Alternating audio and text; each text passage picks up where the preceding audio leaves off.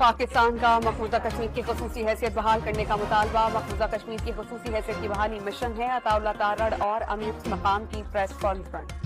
भारतीय गैर कानूनी इक़दाम के खिलाफ दुनिया भर में यौम इस्तेहसाल कश्मीर मनाया जा रहा है। दफ्तर खारजा से की चौतक रैली। मुजफ्फराबाद में इंसानी हाथों की जंजीर बनाकर कश्मीरियों से यकजहती का इजहार किया गया। वज़ीर-ए-आज़म शहबाज शरीफ और सदर आसिफ ज़रदारी का कश्मीरियों की सियासी, सिफारती और अखलाकी हिमायत जारी रखने का आज़म। कश्मीरी अवाम के हक़ खुद इरादियत की दो लोग हिमायत करते हैं।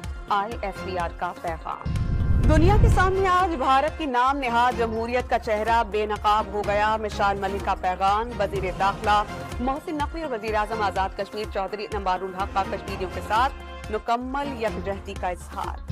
कश्मीरियों पर जुल्म के खिलाफ खैबर पख्तूनख्वा असेंबली में 2 करारदादें मंजूर। कश्मीरियों से यकजहती का इजहार करने के लिए 1 मिनट की खामोशी इख्तियार की गई।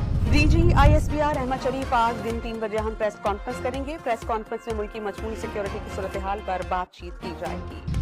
पाकिस्तान क्रिकेट बोर्ड का चैंपियंस कप शुरू करने का बाकायदा तौर पर ऐलान। हर फॉर्मेट का टूर्नामेंट होगा। 5 टीम्स शिरकत करेंगी। गैर मुल्की खिलाड़ी भी होंगे। वज़ीर-ए-आज़म ने चेयरमैन पाकिस्तान क्रिकेट बोर्ड से सिफारिशी कल्चर खत्म करने का टास्क दे दिया। मेरिट के खिलाफ किसी खिलाड़ी की सिफारिश न मानने का हुक्म।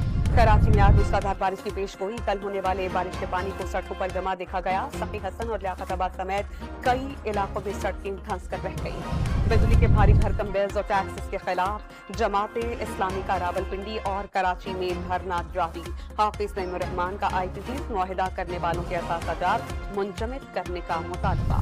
अमरीकी हुकाम को आज इसराइल पर ईरान के बड़े हमले के खदशात। अमेरिका, बरतानिया, भारत और स्वीडन समेत कई ममालिक का अपने शहरियों को इलाके से निकल जाने का हुक्म। लाहौर के इलाके इकबाल टाउन में PTI रहनुमा और निजी हॉस्पिटल के मालिक डॉक्टर शाहिद के कत्ल का ड्रॉप सीन। बेटा कत्ल में मुलव्विस निकला, पुलिस ने हिरासत में ले लिया।